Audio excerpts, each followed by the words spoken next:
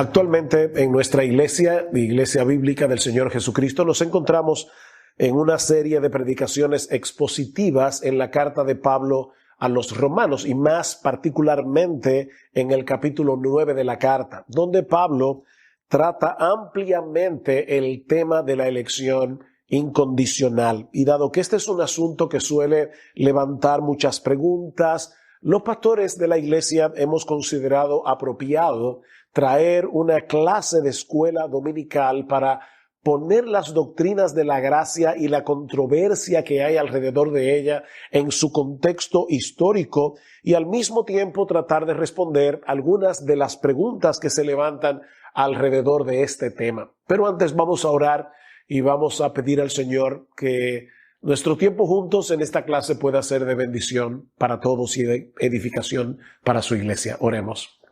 Padre, nos presentamos delante de ti porque sabemos que necesitamos tu ayuda.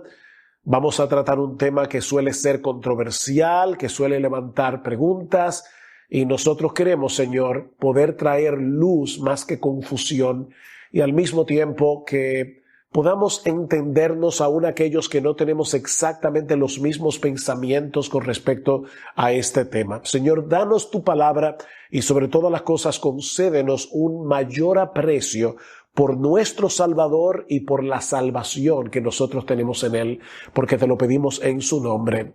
Amén. Amén.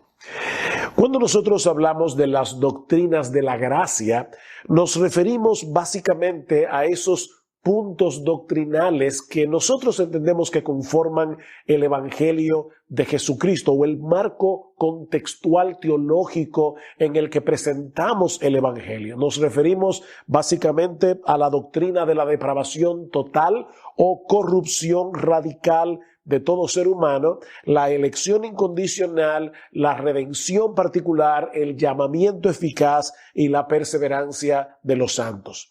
Debo decir de entrada, y el Señor lo sabe, que no es mi intención levantar controversias innecesarias dentro del pueblo de Dios y mucho menos ofender a creyentes que difieren de nosotros en algunos de estos puntos.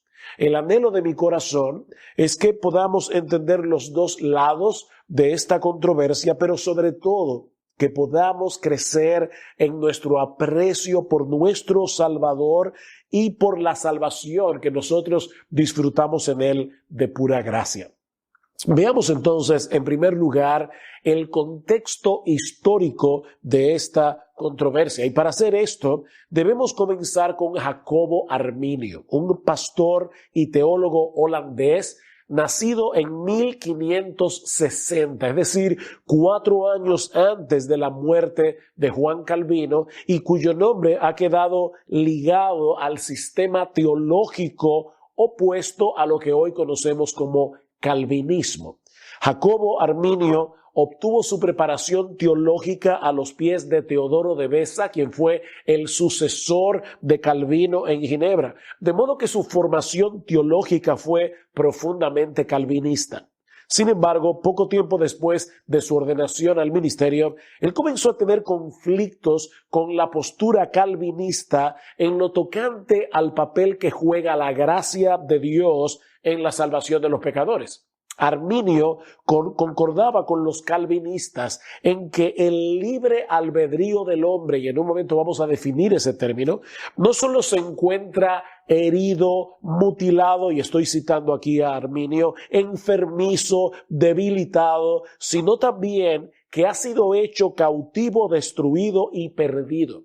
De tal manera que el libre albedrío humano es totalmente inútil, decía Arminio, a menos que sea asistido por la gracia. Así que en este punto pareciera que todos estamos de acuerdo. Sin embargo, aunque Arminio enseñaba que el pecador necesita la gracia de Dios para salvarse, al mismo tiempo afirmaba que la gracia por sí sola no asegura la salvación de nadie. En otras palabras, la gracia es una condición necesaria para la salvación, pero no suficiente. Toda persona no regenerada, decía Arminio, posee una voluntad libre y la capacidad de resistir al Espíritu Santo, de rechazar la gracia de Dios que le es ofrecida y de no abrirle a aquel que toca la puerta de su corazón. De modo que si el pecador no responde al llamado del evangelio, la culpa es completamente suya. Y en esa última oración estamos todos de acuerdo. Si el pecador no responde al llamado del evangelio, la culpa es completamente suya.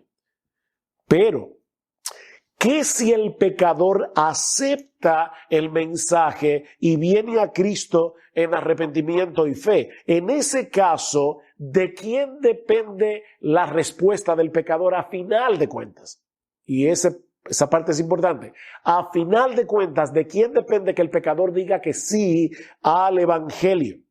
Bueno, Arminio responde que la salvación depende enteramente de la decisión humana y no de la soberanía de Dios. Dios nos concede a todos, dice él, suficiente gracia como para que vengamos a Cristo en arrepentimiento y fe. Y los que cooperan con esa gracia, aceptando a Cristo por la fe, son salvos. Y es a esos que Dios elige.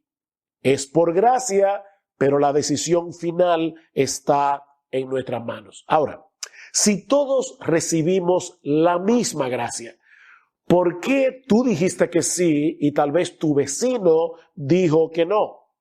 Si ustedes se dan cuenta, esto coloca al creyente en una posición de superioridad en algún sentido por encima de los incrédulos. Pero la Biblia más bien enseña que los creyentes no tenemos nada de qué jactarnos porque la salvación depende de la gracia de Dios, no de mi decisión. Y eso lo vemos, por ejemplo, en Efesios capítulo 2, los versículos 1 al 5. Pablo primero plantea cuál es la condición del hombre en su pecado. Dice en el versículo 1, y Él os dio vida a vosotros que estabais muertos en vuestros delitos y pecados, en los cuales anduvisteis en otro tiempo, según la corriente de este mundo, conforme al príncipe de la potestad del aire, el espíritu que ahora opera en los hijos de desobediencia, entre los cuales también todos nosotros en otro tiempo vivíamos en las pasiones de nuestra carne, satisfaciendo los deseos de la carne y de la mente, y éramos por naturaleza hijos de ira, lo mismo que los demás. ¿Ven la condición? Muertos en sus delitos y pecados. Pero Dios, que es rico en misericordia, por causa del gran amor con que nos amó, y Pablo repite, aun cuando estábamos muertos en nuestros delitos, nos dio vida juntamente con Cristo. Y ahora Pablo añade, por gracia habéis sido salvados. O sea, lo que Pablo está diciendo es evidente que fue por gracia porque nosotros estábamos muertos. Es verdad que el pecador tiene que extender sus manos hacia Dios para recibir el don que se le ofrece en el evangelio. Pero a diferencia de Arminio, nosotros creemos que la Biblia enseña que nadie podrá hacer eso a menos que Dios cambie primero la disposición de su corazón. De manera que estas dos posturas teológicas presentan la salvación de los pecadores desde dos perspectivas completamente distintas. Mientras Arminio enseñaba que Dios eligió a todos aquellos que Él sabe de antemano que van a creer en Cristo, nosotros creemos que los elegidos ejercen fe porque fueron predestinados por Dios desde antes de la fundación del mundo por el puro afecto de su voluntad. Luego de la muerte de Arminio, sus seguidores fueron acusados de herejía, por lo que presentaron a los estados de Holanda un memorial de protesta. Esta protesta puede ser resumida en los siguientes puntos. Aquí vienen lo que podríamos llamar los 5 puntos del arminianismo. Aquí está lo que ellos presentaron a los estados holandeses. Primero, Dios elige o reprueba sobre la base de la fe o la incredulidad que Él prevé. O sea, Dios sabe quiénes van a creer y a esos elige. 2, Cristo murió por todos los hombres y por cada hombre, aunque solo los creyentes son salvados. En palabras más sencillas, Cristo murió en la cruz para hacer posible que cualquiera se salve, pero no para asegurar la salvación de nadie. 3. El hombre está tan depravado que la gracia divina es necesaria para la fe o para cualquier otra buena obra. En eso estamos de acuerdo. Pero 4, esta gracia puede ser resistida. Y 5, en lo tocante a si una persona verdaderamente regenerada ciertamente va a perseverar en la fe, ese es un punto que necesita más investigación. Eso es lo que ellos presentaron en aquel momento. Pero más adelante este último artículo fue alterado por los arminianos para enseñar definitivamente que un creyente verdadero, regenerado, puede perder su fe y con ella la salvación. Esta disputa entre calvinistas y arminianos trajo como consecuencia la convocación de un sínodo al que fueron invitados casi todas las iglesias nacionales reformadas y que fue celebrado desde el 13 de noviembre del año 1618 hasta el 9 de mayo del año 1619 en la ciudad de Dordrecht o ciudad de Dort, como se le conoce coloquialmente. Estuvieron presentes 84 delegados holandeses, 18 comisionados delegados seculares, así como 27 delegados de varios estados de Alemania, de Suiza, de Inglaterra y de Escocia. Dice un historiador que fue un concilio sin paralelo en la historia del protestantismo. Luego de 154 sesiones que se llevaron a cabo en un lapso de 7 meses, los cánones del Sínodo de Dort condenaron la posición arminiana a la vez que presentaron las enseñanzas que han sido conocidas desde entonces como los 5 puntos del calvinismo o doctrinas de la gracia. Así que estos puntos fueron una respuesta a los 5 puntos que fueron presentados previamente por el arminianismo. Y hay al menos 2 cosas que quiero resaltar en este brevísimo recuento histórico que acabo de hacer. La primera es lo que acabo de decir, que los famosos 5 puntos del calvinismo en realidad surgieron como una respuesta a los 5 puntos presentados previamente por el arminianismo.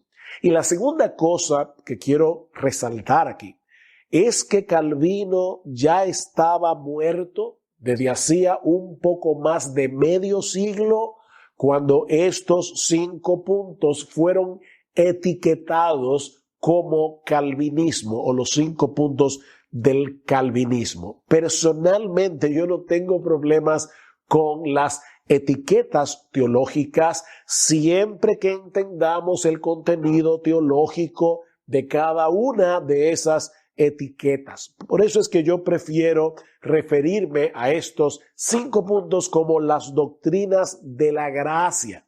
Pero en ocasiones las etiquetas nos ayudan a simplificar los 2 lados de la controversia, empaquetándolos en un solo término, calvinismo o arminianismo. A principios del siglo XX, creo que en 1905, 1906, alguien trató de resumir estas doctrinas del Sínodo de Dort usando el acróstico TULIP, que significa tulipán, por sus siglas en inglés. Total depravación, ahí está la T. Elección incondicional, que en inglés es unconditional election, ahí está la U. Expiación limitada, que en inglés es limited atonement, ahí está la L. Gracia irresistible, en inglés es irresistible grace, ahí está la I. Y perseverancia de los santos. Bueno, la P funciona igual en inglés y en español. Sin embargo, a pesar de la popularidad de este acróstico, lo cierto es que el tulip puede dar lugar a algunos malos entendidos, como veremos en un momento, añadiendo confusión al prejuicio que ya muchos tienen lamentablemente contra las doctrinas de la gracia. En el tiempo que me resta, yo quisiera corregir algunas nociones relacionadas con las doctrinas de la gracia, recordando lo que decíamos al principio, que esta clase es como un apéndice de nuestras exposiciones en el capítulo 9 de Romanos y en cierta manera en toda la carta a los romanos, por lo que no podemos dar muchos argumentos bíblicos en cada uno de estos temas. Así que permítanme responder básicamente 4 preguntas. Primera pregunta: ¿posee el hombre libre albedrío? Bueno, depende de lo que queramos decir con esa frase. Si lo que quieres decir es que el hombre tiene la capacidad de escoger lo que quiere, es decir, cada vez que tomamos una decisión lo hacemos conforme a nuestros deseos, la respuesta es que sí, el hombre tiene libre albedrío. Nosotros no somos títeres de fuerzas externas que nos obligan a tomar las decisiones que tomamos y actuar de la manera como actuamos.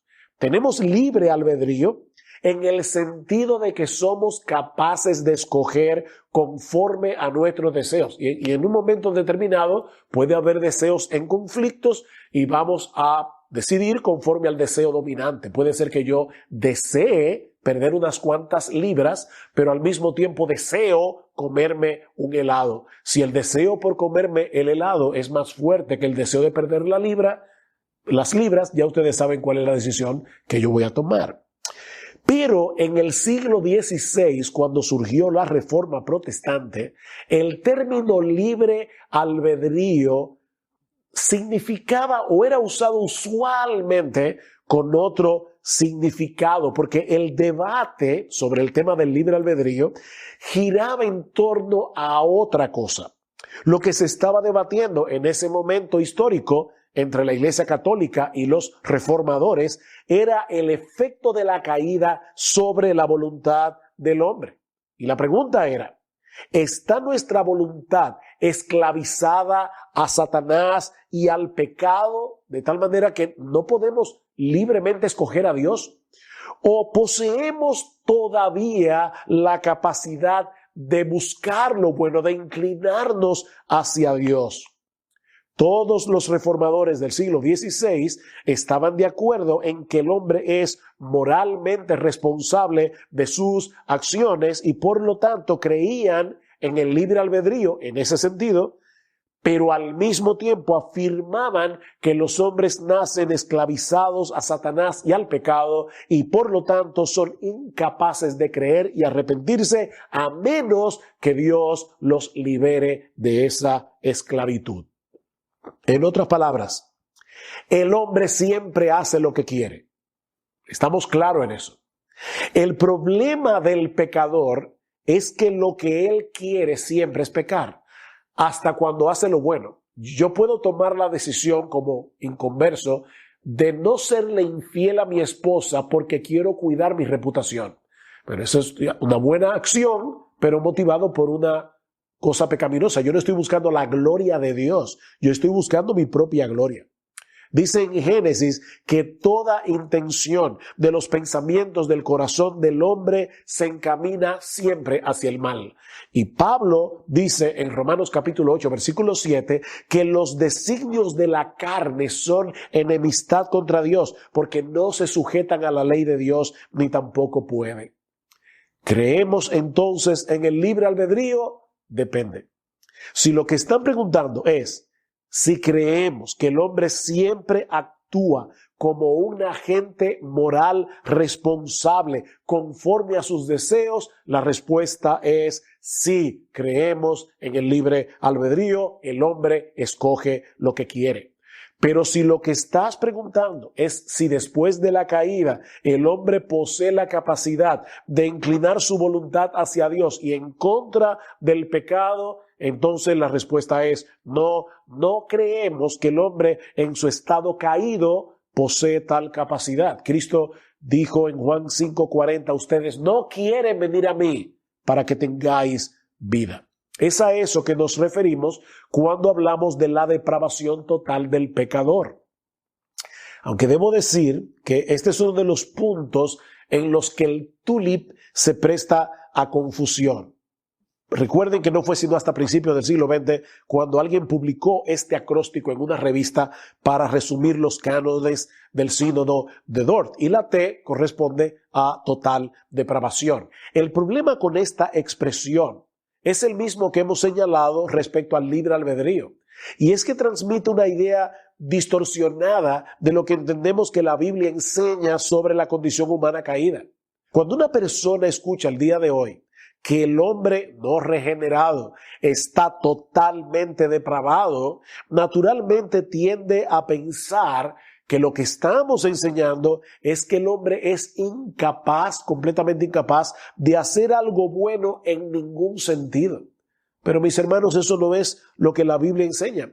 A pesar de su estado caído, el hombre sigue portando la imagen de Dios, aunque en una forma distorsionada. Por ejemplo, en Génesis capítulo 9, versículo 6, Dios dice: el que derramare sangre de hombre, por el hombre su sangre será derramada, porque a imagen de Dios es hecho el hombre. Y eso se escribió después de la caída.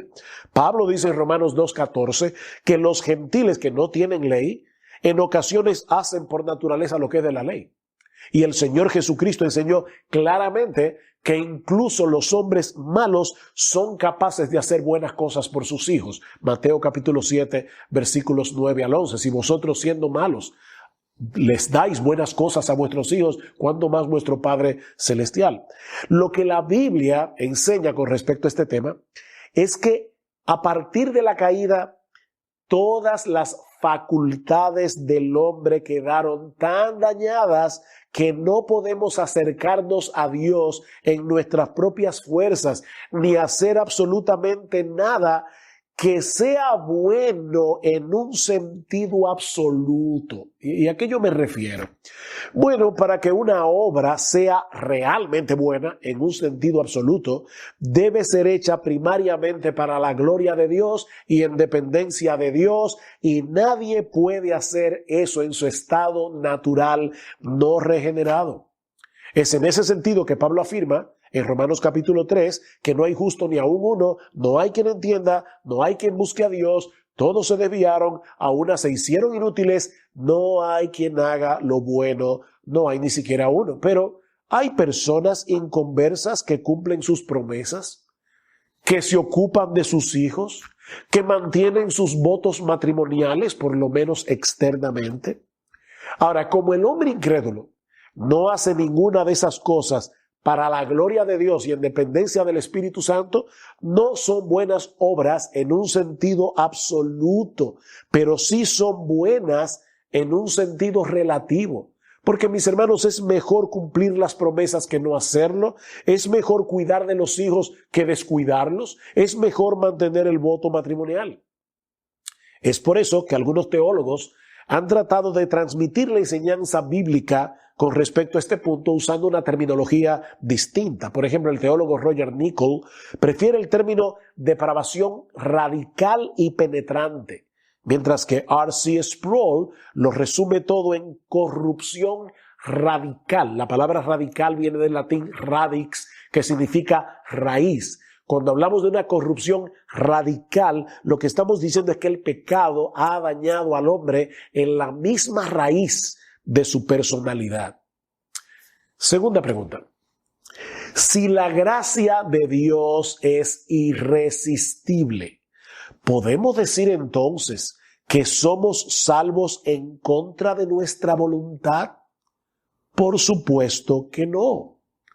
Recuerden que el problema del pecador es que él ama su pecado y aborrece a Dios.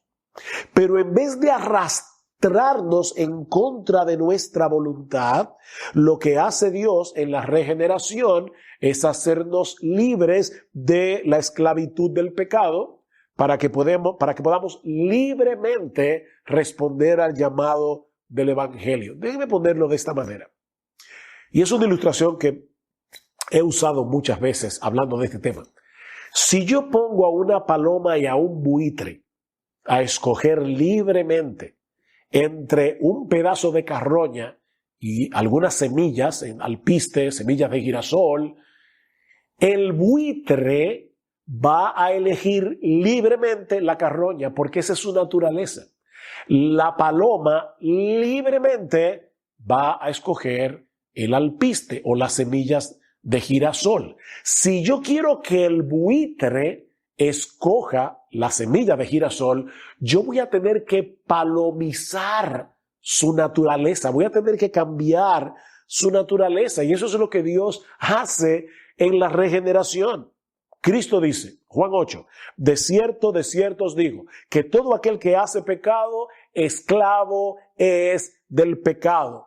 Así que si el Hijo os libertare, seréis verdaderamente libres. Cada uno de nosotros vino libremente a Cristo cuando nos arrepentimos y creímos. A mí nadie me arrastró a creer en el Señor.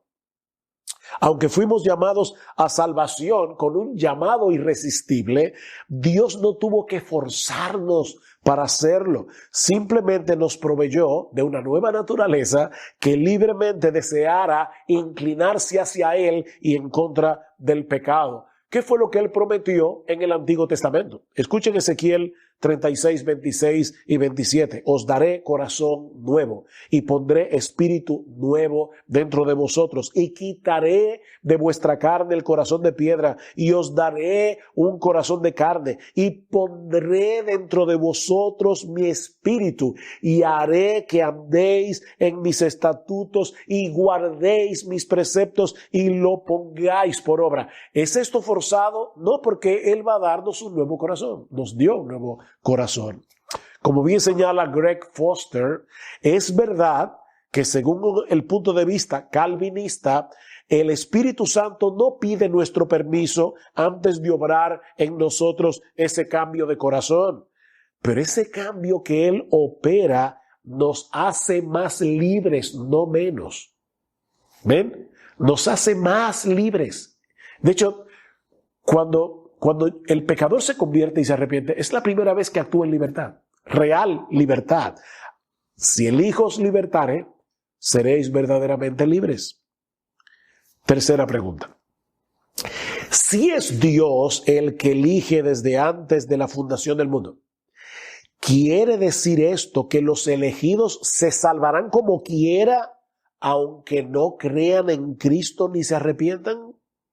En estos días alguien envió una nota al chat, algo de la iglesia, y decía esto: ustedes dicen que el hombre no necesita creer y arrepentirse. Por supuesto que no estamos diciendo eso. Nadie se salvará a menos que crea y se arrepienta, porque la elección es incondicional, pero no la salvación. Permítame repetir eso otra vez. La elección de Dios es incondicional, pero nuestra salvación es con una condición, es con condición. ¿A qué yo me refiero? Al hablar de una elección incondicional de parte de Dios, estamos diciendo que la razón por la que Dios elige a unos y no a otros no está en nosotros, sino en Dios. No es que nosotros cumplimos con una condición previa y entonces Dios nos elige. No, pero Dios no es caprichoso cuando elige. Dios elige por una razón, pero esa razón está en Él, no en nosotros. Por eso es que Pablo insiste en Efesios 1, que fuimos elegidos según el puro afecto de su voluntad, puro afecto de su voluntad. Recuerden lo que vimos recientemente cuando estudiamos Romanos capítulo 9, versículo 11, hablando de Jacob y Esaú. Dice, aún los mellizos no habían nacido y no habían hecho nada, ni bueno ni malo, para que el propósito de Dios conforme a su elección permaneciera, no por las obras, sino por el que llama. Se le dijo a Rebeca, el mayor servirá al menor. Ven, la elección de Dios no estaba condicionada a lo que él vio previamente que iba a ser Jacob, como si él fuera mejor que Saúl. No habían nacido, ni habían hecho nada bueno ni malo cuando Dios eligió a Jacob. Así que la elección es incondicional, Pero mis hermanos, hay una condición necesaria para salvarse: creer y arrepentirse. ¿Qué dice el Señor Jesucristo en Lucas capítulo 13, los versículos 1 al 5? 2 veces repite: si no os arrepentís, todos pereceréis igualmente. Señores, ¿qué debo hacer para ser salvo? Cree en el Señor Jesucristo y serás salvo, le dijo Pablo al carcelero de Filipo. Pero el Espíritu tiene que obrar en nosotros para que podamos responder al llamado de Dios. Él nos da una nueva naturaleza en la regeneración para que voluntariamente, libremente, vengamos a Cristo en arrepentimiento y fe. Somos nosotros los que creemos y los que nos arrepentimos. Nadie puede hacer eso por nosotros. Pero eso solo puede ser posible cuando el Espíritu Santo nos regenera de pura gracia. Déjenme citar algunos textos rápidamente. Hechos 11:18, cuando Pedro da el reporte de lo que pasó en la casa de Cornelio. Escuchen cómo reaccionaron estos judíos creyentes que escucharon el reporte. De manera que también a los gentiles ha dado Dios arrepentimiento para vida. Ven, es un don que Dios da en la regeneración. Hablando de Apolos en Hechos 18:27. Dice, y queriendo él pasar a Acaya, los hermanos le animaron y escribieron a los discípulos que le recibiesen. Y llegado él allá, fue de gran provecho a los que por la gracia habían creído. Filipenses 1:29, porque a vosotros os es concedido, y la palabra griega allí es, se os ha dado de gracia a causa de Cristo. No solo que creáis en Él, sino también que padezcáis por Él. Eso es algo que Dios nos ha dado de gracia. El problema del arminianismo es que presupone que si Dios pone una condición para salvarse, arrepentirse y creer, el hombre debe ser capaz de cumplir esa condición. De lo contrario, Dios estaría actuando como el padre que le pide a su niño de 5 años que salte una verja de 1 metro, o de lo contrario, lo va a disciplinar, lo va a castigar físicamente. Pero hay un problema con esa analogía. La impotencia del hombre es espiritual, es moral, es distinta a la del niño que no puede saltar la verja de 1 metro. Es una impotencia culpable. ¿En qué sentido?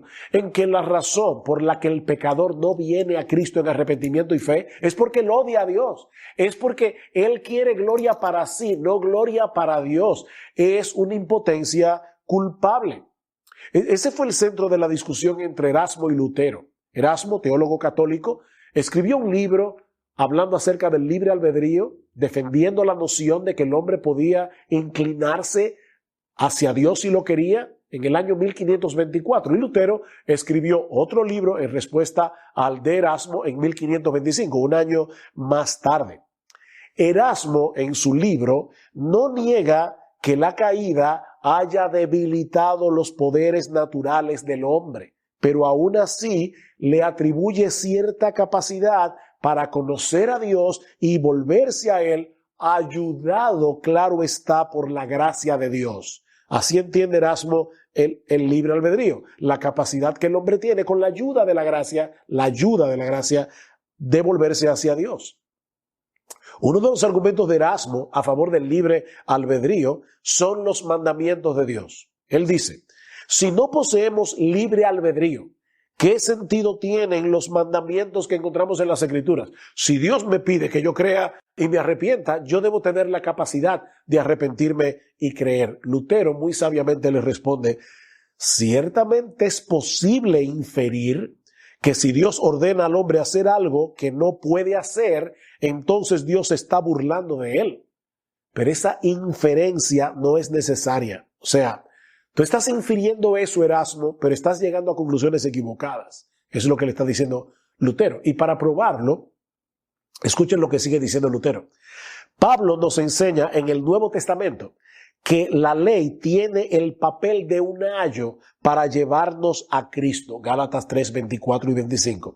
Dios manda al hombre guardar toda la ley perfectamente. ¿No es así? Gálatas capítulo 3, versículo 10, Santiago capítulo 2, versículo 10. Si seguimos la lógica de Erasmo, tendríamos que llegar a la conclusión de que el hombre es capaz de ser perfectamente santo. O sea, si Dios dice en su palabra, guarda toda mi ley, ¿significa eso que yo puedo guardar toda mi ley? ¿O quiere Dios más bien hacerme ver mi impotencia para que yo vaya a Cristo buscando lo que solo Cristo puede darme?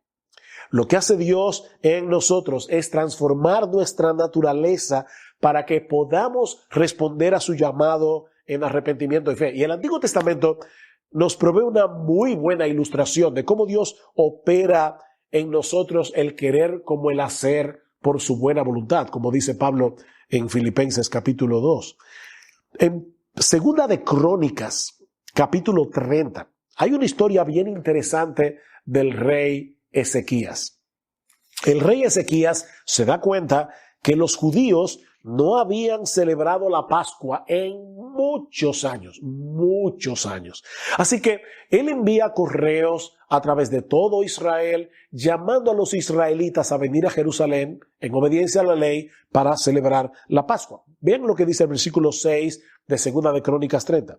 Y los mensajeros fueron por todo Israel y Judá con cartas de mano del rey y de sus príncipes, conforme al mandamiento del rey, diciendo: hijos de Israel, volveos al Señor Dios de Abraham, de Isaac y de Israel, para que Él se vuelva a aquellos de vosotros que escapasteis y que habéis quedado de la mano de los reyes de Asiria. Y la carta sigue diciéndole: si ustedes se vuelven, si ustedes obedecen al Señor, el Señor se volverá a vosotros.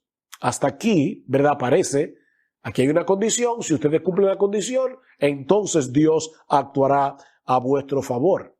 Pero sigamos leyendo la historia. Versículo 10. Pasaron pues los correos de ciudad en ciudad por la tierra de Efraín y de Manasés y hasta Zabulón, por todo Israel, pero los escarnecían y se burlaban de ellos. No obstante, algunos hombres de Aser, de Manasés y de Zabulón se humillaron y vinieron a Jerusalén. Si la historia hubiera terminado ahí, pensaríamos, bueno, Dios puso una condición, algunos se burlaron, pero estos hombres de Manasés, de Aser y de Zabulón se humillaron y cumplieron la condición. Pero ahora escuchen lo que sigue diciendo el versículo 12.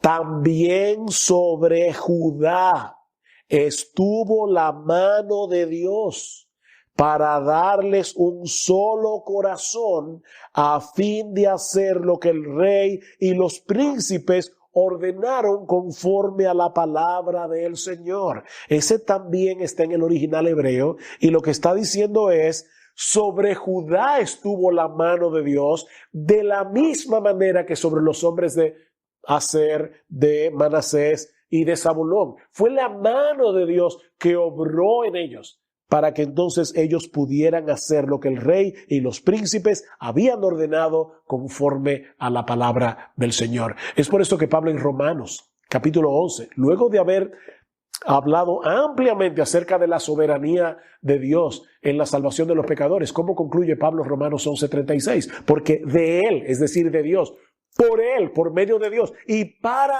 Él son todas las cosas. A Él sea la gloria por siempre. Una última pregunta. ¿Para qué tenemos que evangelizar entonces? Si la salvación es de Jehová, ¿para qué evangelizar? Bueno, porque ese es el medio que Dios ha prometido usar para salvar a los pecadores. Dios no solamente ha elegido a quienes va a salvar, sino los medios a través de los cuales los va a salvar, la oración y el evangelismo. Pablo dice en 1 Corintios 1:21 que a Dios le agradó salvar a los creyentes por la locura de la predicación. Es por el poder de su palabra que Dios crea nueva vida en nosotros. Santiago 1:18, Él de su voluntad, ¿ven? De su voluntad nos hizo nacer por la palabra de verdad, para que seamos primicias de sus criaturas. Somos una nueva criatura en Cristo porque por medio de su palabra Él nos ha hecho nacer de nuevo. Primera de Pedro 1:22. Habiendo purificado vuestras almas por la obediencia a la verdad mediante el Espíritu, para el amor fraternal no fingido, amaos unos a otros entrañablemente de corazón puro. Y ahora escuchen, siendo renacidos o habiendo nacido de nuevo, no de simiente corruptible, sino de incorruptible por la palabra de Dios que vive y permanece para siempre. Y esta es la palabra que por el evangelio os ha sido anunciada. Ven, a través de la predicación de la palabra, el Espíritu viene y crea nueva vida en los pecadores que han sido elegidos. De ahí lo que Pablo dice en 2 Timoteo capítulo 2, versículo 10. Por tanto, todo lo soporto por amor a los escogidos, para que ellos también obtengan la salvación que es en Cristo Jesús con gloria eterna. Todos los soportes. Es como si Pablo estuviera diciendo, tú me estás preguntando que si el evangelismo es necesario, mira mis espaldas, todos los azotes que yo he recibido, todos los problemas que yo he tenido para llevar el evangelio a través del mundo greco-romano. Y la razón por la que yo hago eso es porque nadie se va a salvar sin el evangelio, que es poder de Dios para salvación. Bien, mis hermanos, yo espero que esta clase haya sido de ayuda para entender la naturaleza de esta controversia y aclarar cualquier confusión. Me imagino que tiene que haber otras preguntas, pero en una clase tan breve no se puede responder todo. Pero si algunos de lo que me está escuchando no es creyente, voy a decirte una vez más lo mismo que dije recientemente en uno de mis sermones en Romanos. No te escondas detrás de la doctrina de la elección para justificar tu incredulidad. La razón por la que tú no vienes a Cristo es porque tú no quieres a Cristo. Pero Él es un poderoso Salvador que puede darte perdón y vida eterna si vienes a Él en arrepentimiento y fe. Recuerda que tu impotencia es moral, porque alguien puede decir, pero pastor, usted mismo dijo que yo no puedo. Si tú no puedes porque tú no quieres, pero Él puede obrar en ti el querer como el hacer por su buena voluntad. ¿Recuerdas al paralítico de Betesda si has leído la Biblia? Es un paralítico de nacimiento. Cristo llega y este hombre está allí tirado y Cristo le dice, levántate, toma tu camilla y anda. ¿Podía él obedecer al mandato de Jesús en su propia naturaleza? Por supuesto que no, es un paralítico. Pero si ese hombre tomaba la decisión, como de hecho tomó la decisión, de obedecer el mandato de Jesús, él se iba a levantar e iba a caminar. Y eso fue lo que sucedió. Así que no vienes porque no quieres. El impedimento es tu pecado, no la elección divina. Pero mi amigo, si tú vienes, no serás rechazado. ¿Tú entiendes que eres pecador? ¿Entiendes que algún día te vas a presentar delante del tribunal de Dios y que allí de ninguna manera vas a salir bien parado porque ya todos hemos sido condenados por su ley? ¿Tú entiendes eso?